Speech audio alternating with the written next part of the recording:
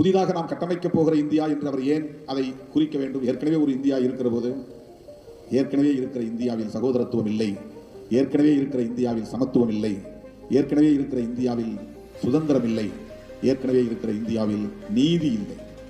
சமூக நீதியும் இல்லை, அரசியல் நீதியும் இல்லை, பொருளாதார நீதியும் இல்லை. பாகுபாடுகள் நிறைந்த ஒரு தேசமாக இது கட்டமைக்கப்பட்டிருக்கிறது. ஆணும் பெண்ணும் சமமில்லை, ஆணும் சமமில்லை, பெண்ணும் சமமில்லை. பரப்பால் உயர்வு தாழ்வு உண்டு. வர்ணாசிரம கோட்பாடுகள் அதை நிலைநிறுத்தி இருக்கின்றன. பிறக்கும் போதே ஒவ்வொருவனுக்கும் ஒரு முத்திரை. இவன் சூத்திரன், இவன் வைசியன், இவன் சத்திரியன், இவன் பிராமணன் என்கிற முத்திரை. ஒவ்வொரு வருடத்துக்குள்ளும் நூற்றுக்கணக்கான ஆயிரக்கணக்கான சாதிய பிரிவுகள். ஒவ்வொரு சாதிக்கிடையிலும் உயர்வு தாழ்வு. ஒரே சாதி ஒரே குடும்பம், அதிலும் ஆண் பெண் உயர்வு தாழ்வு. பெயருக்குத்தான் குடும்பம், ஆனால் குடும்பத்திற்குள் நல்லிணக்கம் இல்லை, சமத்துவம் இல்லை, சகோதரத்துவம் இல்லை. இப்படி ஒரு சமூக கட்டமைப்பு உலகில் வேறு எந்த நாட்டிலும் கிடையாது. இப்படி ஒவ்வொரு மனிதனையும் தனி மனிதனாக்கி அந்நியப்படுத்தி வைத்திருக்கிற இந்த சமூக கட்டமைப்பை முற்றாக தகர்க்க வேண்டும் என்பது புரட்சியாளர் அம்பேத்கரின் கனவு.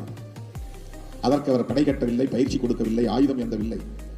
இந்த சமூக கட்டமைப்பை தகர்க்க முடியும் என்கிற ஒரு மகத்தான நம்பிக்கை அவரிடத்திலே மேலோங்கி இருந்தது. அதன் வெளிப்பாடுதான் அவர் உருவாக்கிய அரசமைப்பு சட்டம். அந்த அரசமைப்பு சட்டத்தின் முகப்புரைதான் கோட்பாட்டு அறிக்கை. அதுதான் மேனிஃபெஸ்டோ ஆஃப் மாடர்ன் இந்தியா. ஒரு புதிய இந்தியாவை கட்டமைப்பதற்கான ஒரு அரசியல் அறிக்கை. அதில்தான் புளூரலிசம் இருக்கிறது, பன்மைத்துவம். அதில்தான் செக்யூலரிசம் இருக்கிறது, மதச்சார்பின்மை. அதில்தான் பெடரலிசம் இருக்கிறது, கூட்டாட்சி தத்துவம். அதில்தான் justice, social, economic, political justice.